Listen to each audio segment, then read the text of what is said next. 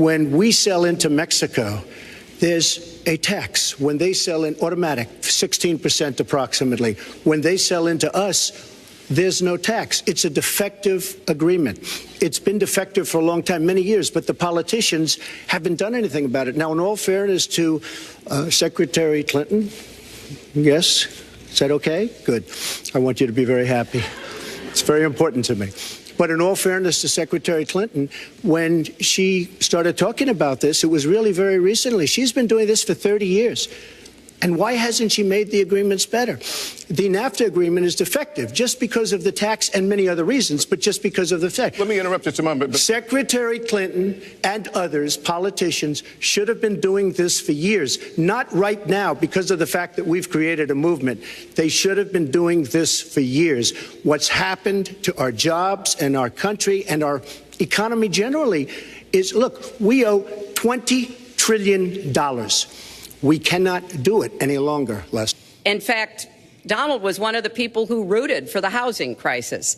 He said back in 2006, gee, I hope it does collapse because then I can go in and buy some and make some money. Well, it did collapse. That's called business, by the way. 9 million people lost their jobs.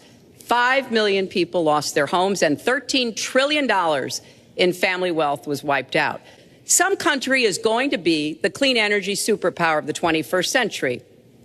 Donald thinks that climate change is a hoax perpetrated by the Chinese. I think it's real. I did not. Science is real. I do not say that. And I think it's important that we grip this and deal with it, both at home and abroad. And here's what we can do. We can deploy 500 million more solar panels. We can have enough clean energy to power every home. We can build a new modern electric grid. That's a lot of jobs. That's a lot of new economic activity. She talks about solar panels. We invested in a solar company, our country. That was a disaster. They lost plenty of money on that one. Now, look, I'm a great believer in all forms of energy, but we're putting a lot of people out of work. Our energy policies are a disaster. Our country is losing so much in terms of energy, in terms of paying off our debt. You can't do what you're looking to do with $20 trillion in debt. The Obama administration, from the time they've come in, is over 230 years worth of debt, and he's topped it. He's doubled it in a course of almost 8 years, 7.5 years to be semi-exact. So I will tell you this.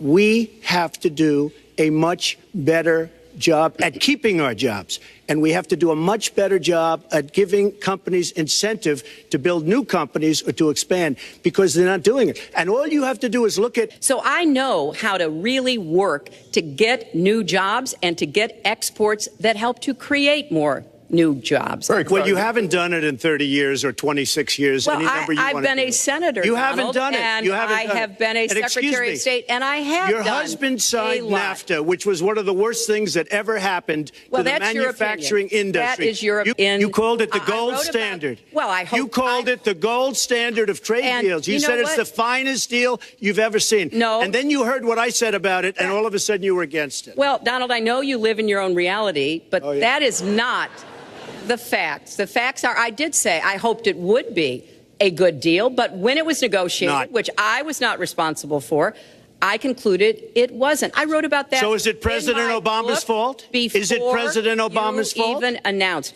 Look, there are Secretary, is it President Obama's fault? There are because he's pushing it. There are different views about what's good for our country, our economy, and our leadership in the world. And Hillary, I just ask you this. You've been doing this for 30 years. Why are you just thinking about these solutions right now? For 30 years you've been doing it, and now you're just starting to think of solutions. Well, actually, I will bring back jobs. You can't bring back jobs. Well, actually, I have thought about this quite a bit. Yeah, for 30 years. I have, well, not quite that long.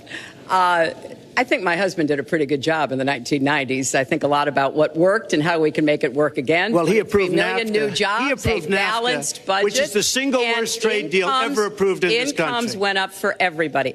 I'm going to cut regulations, but I'm going to cut taxes big league, and you're going to raise taxes big league. End of story. Let me get you to pause right there, because we're going to move into the next segment. We're going to talk taxes. That can't be left Please to stand. Please just take 30 seconds. I kind of assumed that there would be a lot of these charges and claims.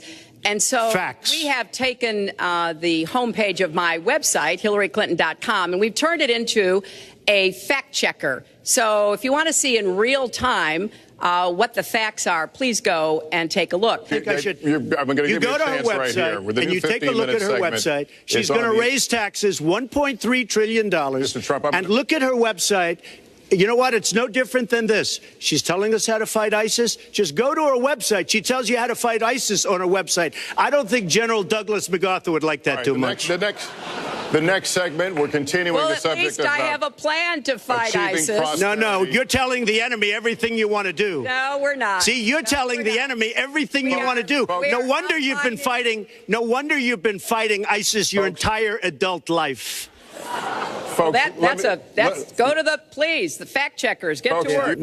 All right, you have 2 minutes on the same question to defend tax increases on the wealthiest Americans, Secretary Clinton. I have a feeling that by the end of this evening, I'm going to be blamed for everything that's ever happened. Why not? Why not? Yeah, why not? Just join the debate by saying more crazy things. Now, let me say there's nothing crazy about not letting our companies bring their money back into their country. This is Secretary Clinton's 2 minutes, please. Yeah, well, let's start the clock again, Lester. I will release my tax returns against my lawyer's wishes when she releases her 33,000 emails that have been deleted. As soon as she releases them, I will release my tax returns, and that's against my lawyers. They say don't do it. I am very underleveraged. I have a great company. I have a tremendous income.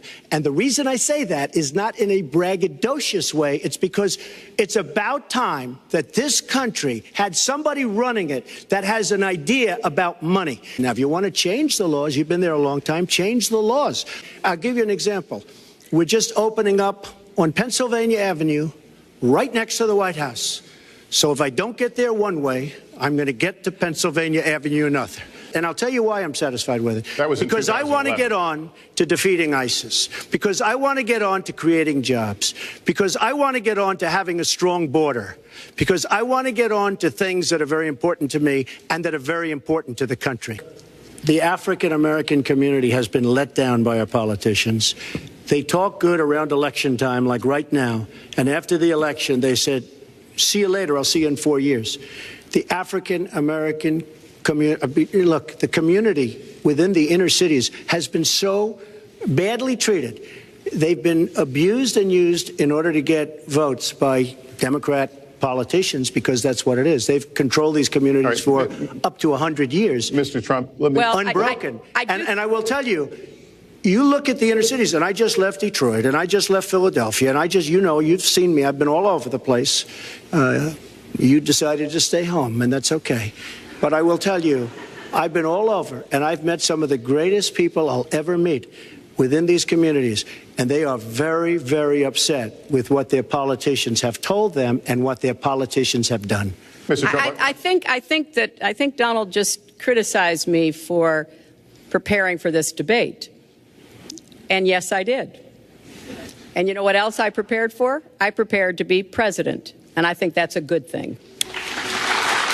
Mr. Trump, for 5 years, you perpetuated... I figured you'd ask the question tonight, of course, but nobody was caring much about it. But I was the one that got him to produce the birth certificate, and I think I did a good job. But just like she can't bring back jobs, she can't produce. I'm sorry, I'm just going to follow up, and I will let you respond to that, because there's a lot there. But we're talking about racial healing in this segment.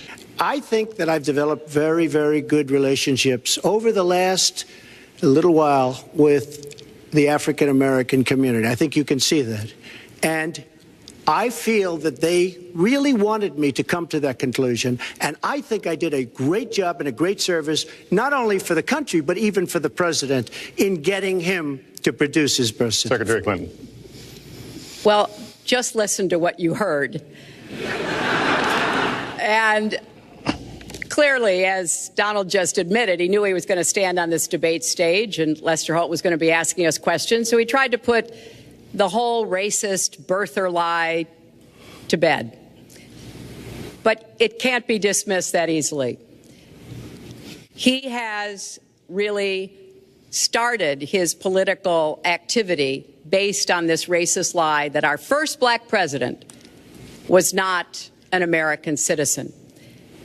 There was absolutely no evidence for it, but he persisted. He persisted year after year because some of his supporters, people that he was trying to bring into his fold, apparently believed it or wanted to believe it. But remember, Donald started his career back in 1973 being sued by the Justice Department for racial discrimination because he would not rent apartments in one of his developments to African Americans, and he made sure that the people who worked for him understood that was the policy. He actually was sued twice by the Justice Department. So he has a long record of engaging in racist behavior. I notice you bring that up a lot. And, I also notice the very nasty commercials that you do on me in so many different ways, which I don't do on you. Maybe I'm trying to save the money. But frankly, President Obama and Secretary Clinton created a vacuum the way they got out of Iraq. Because they got out, they shouldn't have been in, but once they got in, the way they got out was a disaster. And ISIS was formed. So she talks about taking them out. She's been doing it a long time. She's been trying to take them out for a long time. But they wouldn't have even been formed if they left some troops behind, like 10,000 or maybe something more than that. And then you wouldn't have had them. Or, as I've been saying for a long time, and I think you'll agree because I said it to you once, had we taken the oil, and we should have taken the oil, ISIS would not have been able to form either because the oil was their primary source of income. And now they have the oil all over the place, including a lot of the oil in Libya, which was another one of her disasters. Secretary Clinton. Well, I hope the fact checkers are turning up the volume and really working hard. Donald supported the invasion of Iraq. Wrong. That is absolutely wrong. Proved over and over again. Wrong. He actually advocated for the actions we took in Libya and urged that Gaddafi be taken out after actually doing some business with him one time. But the larger point, he says this constantly, is George W. Bush made the agreement about when American troops would leave Iraq, not Barack Obama. Now, you're talking about taking out ISIS, but you were there and you were Secretary of State when it was a little infant. Now it's in over 30 countries. And you're going to stop them? I don't think so. Mr. Trump, a lot of these are judgment questions. You had supported the war in Iraq before the invasion. What makes your judgment? I did not support the war in Iraq. 2002. That is a mainstream media nonsense put out by her because she, frankly, I think the best person in her campaign is mainstream media. My question is, since you would you like to hear? Why is your against the war. Wait a minute. I was against the war in Iraq, just so you put it out. The record shows otherwise. The record does not show that. Why is your judgment? The record shows that I'm right. Sean Hannity, this was before the war started. He and I used to have arguments about the war. I said it's a terrible and a stupid thing. It's going to destabilize the Middle East, and that's exactly what it's done. It's been a disaster. My reference was to what you had said in 2002, and my question was, why is your judgment any different than Mrs. Clinton? Well, I have much better judgment than she does. There's no question about that. I also have a much better temperament than she has. I have a much better. She spent, let me tell you, hundreds of millions of dollars on an advertising. They get Madison Avenue into a room, they put names. Oh, temperament, let's go after. I think my strongest asset, maybe by far, is my temperament. I have a winning temperament. I know how to win. She does not know how to win. Clinton. Wait, the AFL-CIO the other day, behind the blue screen, I don't know who you were talking to, Secretary Clinton, but you were totally out of control. I said, there's a person with a temperament that's got a problem. Secretary Clinton. Woo, okay. President Obama got a deal that put a lid on Iran's nuclear program without firing a single shot. That's diplomacy. That's coalition building. That's working with other nations. The other day, I saw Donald saying that there were some Iranian sailors on a ship in the waters off of Iran, and they were taunting American sailors who were on a nearby ship. He said, you know, if they taunted our sailors, I'd blow them out of the water and start another war. That would not good judgment. That is not the right temperament to be commander-in-chief. So a man who can be provoked by a tweet should not have his fingers anywhere near the nuclear codes, as far as I think anyone with any sense about this should be concerned. That line's getting a little bit old, I must say. Listen, it's a good one, though. I would like to, well describes the problem. It's not an accurate one at all. Greatest problem the world has is nuclear armament, nuclear weapons, not global warming like you think and your president thinks. Nuclear is the single greatest threat. As soon as he travels to 112 countries and negotiates a peace deal, a ceasefire, a release of dissidents, an opening of new opportunities in nations around the world, or even spends 11 hours testifying in front of a congressional committee, he can talk to me about stamina. The world, let me tell you, Hillary has experience, but it's bad experience. We have made so many bad deals during the last, so she's got experience, that I agree, but it's bad experience. Whether it's the Iran deal that you're so in love with, where we gave them $150 billion back, whether it's the Iran deal, whether it's anything you can name, you almost can't name a good deal. I agree. She's got experience, but it's bad experience. And this country can't afford to have another 4 years of that kind of experience. We are at the final question. One thing, very Lester, quickly, is, you know, he tried to switch from, he called this woman Miss Piggy. Then he called her Miss Housekeeping because she was Latina. Donald, she has a name. Where did you find her this? name Where is did you find Alicia this? Machado. Where did you find and this? she has become a U.S. citizen, and you can bet she's going to vote this November. Okay, good. But she spent hundreds of millions of dollars on negative ads on me, many of which are absolutely untrue. They're untrue and they're misrepresentations.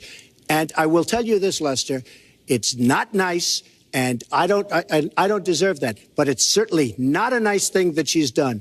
It's hundreds of millions of ads. And the only gratifying thing is I saw the polls come in today.